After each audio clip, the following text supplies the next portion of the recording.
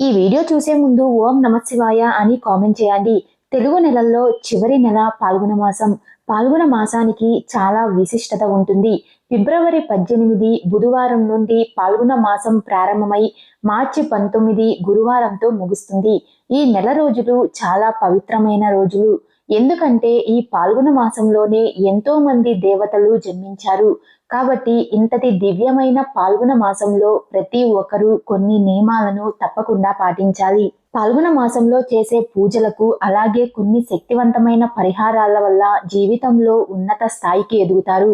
ముక్కోటి దేవతల ఆశీర్వాదంతో సంతోషకరమైన జీవితాన్ని గడుపుతారు.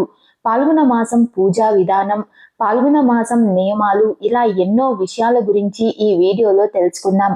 వీడియోని స్కిప్ చేయకుండా చూడండి. మా తెలుగు ట్రూ ఫ్యాక్ట్స్ ఛానల్ని ఫస్ట్ టైం చూస్తున్నట్లయితే మా ఛానల్ని సబ్స్క్రైబ్ చేసుకోండి. ఈ శక్తివంతమైన పాల్గొన మాసంలోనే శ్రీరాముడు లంకకు బయలుదేరాడు. అలాగే సంపదకు దేవత అయిన లక్ష్మీదేవి ఈ పాల్గొన మాసంలోనే జన్మించింది. ముఖ్యంగా ఈ పాల్గొన మాసంలో శ్రీ మహావిష్ణువుని, లక్ష్మీదేవిని, శివుడిని పూజించాలి. పాల్గొన మాసంలో వచ్చే ప్రతి సోమవారం రోజున శివుడిని పూజిస్తే భార్యాభర్తల మధ్య గొడవలు లేకుండా కుటుంబం అంతా సుఖ సంతోషాలతో జీవిస్తారు. అలాగే ఈ నెలలో వచ్చే ప్రతి శుక్రవారం ఇంకా శక్తివంతమైనది.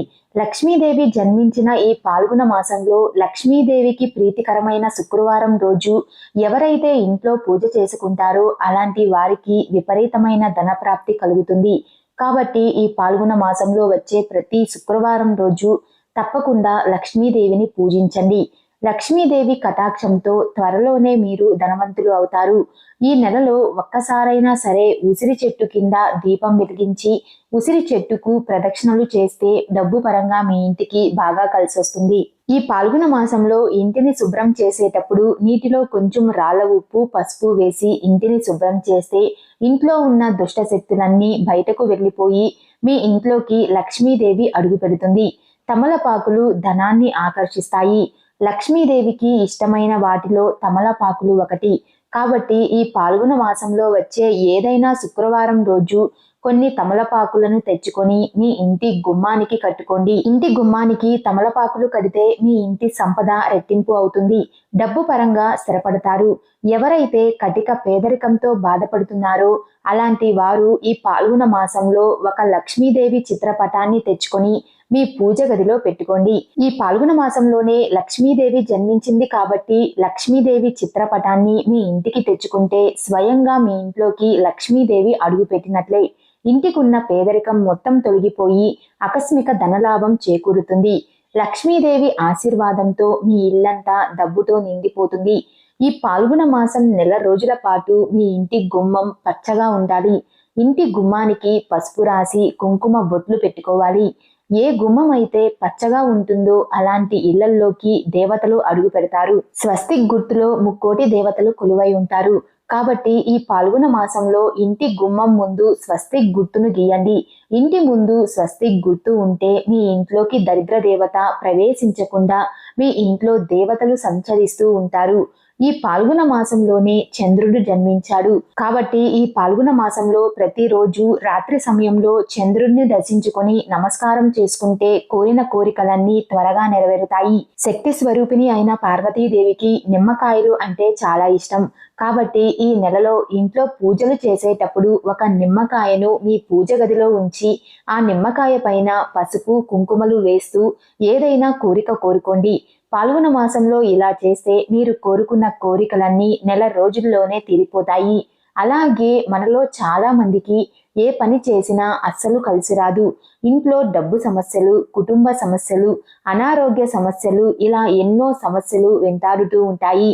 అలాంటి వారు ఈ పాల్గొన మాసంలో ఒక గిన్నెలో రాళ్ల ఉప్పును వేసి మీ ఇంట్లో ఎక్కడైనా ఒక మూలన ఉంచండి. ఇలా చేస్తే మీ ఇంట్లో ఎలాంటి కష్టాలు లేకుండా మీ ఇల్లంతా ఐశ్వర్యంతో నిండిపోతుంది.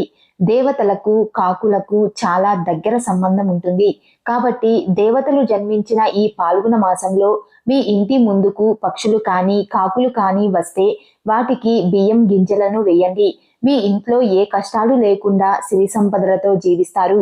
అలాగే మీ ఇంట్లో నల్ల చీమలు కనిపిస్తే వాటికి పంచదారను వేయండి. ఇంట్లో నల్ల చీమలు కనిపిస్తే చాలా మంచిది. కాబట్టి నల్ల చీమలకు పంచదార వేస్తే మీరు త్వరలోనే ధనవంతులు అయ్యే అవకాశం ఉంటుంది.